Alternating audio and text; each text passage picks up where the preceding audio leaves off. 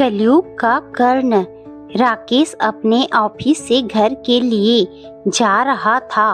उसके घर के रास्ते में एक पुल पड़ता था जिसके नीचे से गहरी नदी बहती थी। जब राकेश वह पुल पार कर रहा था तो देखता है कि एक आदमी पुल से नीचे कूदने वाला था। राकेश उसे जाकर रोकता है। यह क्या कर रहे हो भाई? ऐसा क्या हुआ है? मैं अपना सब कुछ लुटा चुका हूँ। छोटा सा व्यापार था मेरा, वह बर्बाद हो गया है। कैसे अपने घर परिवार का पोषण करूँगा? वह आदमी कहते कहते रोने लगता है। तो ठीक है, मर जाओ और पीछे अपने परिवार को एक और दुख दे जाओ। क्या करेंगे? वह तुम्हारा दुख मनाएंगे या लोगों के पैसे चुकाने के रास्ते ढूंढेंगे? राकेश ने उसे डांटा। राकेश की डांट सुनकर वो आदमी थोड़ा संभला। तब राकेश ने उसके बारे में उससे सारी बात पूछी। मेरा नाम अजय है। मेरा कपड़ों का छोटा सा व्यापार था। पिछले महीने शहर में जो दंगे हुए थे उसमें मेरी दुकान और कारखाना जला दिया गया।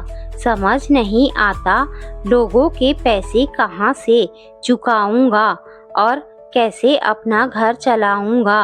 राकेश को अजय अपने बारे में सब कुछ बताता है। राकेश उसे सांत्वना देते हुए कहता है, मेरा लकड़ी का बहुत बड़ा काम है। कई जगह पर माल भी सप्लाई करता हूँ।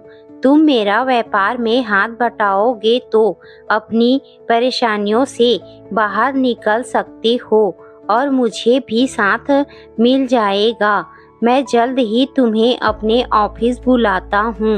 अभी तुम अपने घर जाओ। पूरी कहानी जांच पड़ताल के बाद राकेश अजय के साथ होने वाले एग्रीमेंट के कागज तैयार करवाता है और उससे बुलाता है। अजय राकेश का साथ कारोबार में आ जाता है। दोनों का कारोबारी दिमाग और मेहनत उस कारोबार को बहुत तरक्की देती है। अजय ने धीरे धीरे अपना सारा कर्जा उतार दिया और राकेश की मदद से अपने व्यापार को फिर से खड़ा किया। अब वह राकेश के साथ सिर्फ विचार विमर्श का काम देखता था। सब कुछ बहुत अच्छा चल रहा था। उन दोनों की मित्रता परिवार के हर छोटे बड़े समारोह में सबको दिख जाती थी। यूँ तो दोनों एक दूसरे के अच्छे मित्र थे, परंतु अजय के लिए राकेश भगवान का रूप था। वह एक तरीके से सब कुछ था उसके लिए, लेकिन उस दोस्ती पर काली नजर थी राकेश के भाई रमेश की। वो बिल्कुल नकारा और अय्याश आदमी था। राकेश की तरह ना तो कोई काम करता और ना ही भाई की कंपनी में हाथ बटाता। वह तो बस यही चाहता था कि उसको हिस्सा मिलता रहे, वह भी मुफ्त में। अजय के आने पर उसको बड़ा बुरा लगा था। उसने चालाकी से अपने एक वकील दोस्त के साथ मिलकर कंपनी के हर कागजात की नकली कॉपी बनवा रखी थी। एक दिन रमेश को सही मौका मिल जाता है। राकेश किसी काम से शहर से बाहर गया था। अजय भी अब कंपनी में कम ही आता जाता था। रमेश को सुनहरा मौका मिला और उसने फर्जी कागजात कंपनी के असली कागजात के साथ बदल दिए। जब राकेश वापिस आता है तो रमेश सब कुछ अपने नाम दिखाकर उसे कंपनी से बाहर कर देता है। राकेश को उधार रखना पसंद नहीं था, इसीलिए उसने घर गिरवी पर रख कर लेनदारों का हिसाब चुकता किया। अजय भी शहर में नहीं था। जब उसे सारी बात पता चलती है तो वह सीधे राकेश के घर जाता है। उसे देखकर राकेश की आंखें भर आती हैं। वह कहता है, मैं यह घर छोड़कर कहीं और ठिकाना देखता हूँ।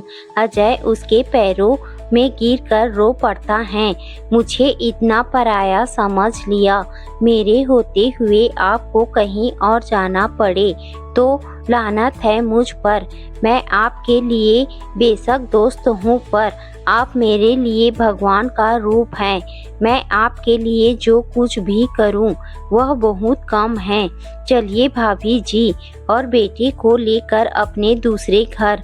अजय का परिवार पूरे गर्मजोशी के साथ राकेश और उसके परिवार का स्वागत करता है। उनके रहने की बहुत अच्छी व्यवस्था भी कर दी जाती है। अब उन दोनों के बेटे एक साथ स्कूल जाते थे। अजय और राकेश मिलकर सारी बातों का पता लगाते हैं। अपने कुछ विश्वास पात्र दोस्त जो पुलिस अफसर और वकील हैं, उनके साथ मिलकर दोनों को रमेश की सारी कारस्तानी समझ में आ जाती हैं।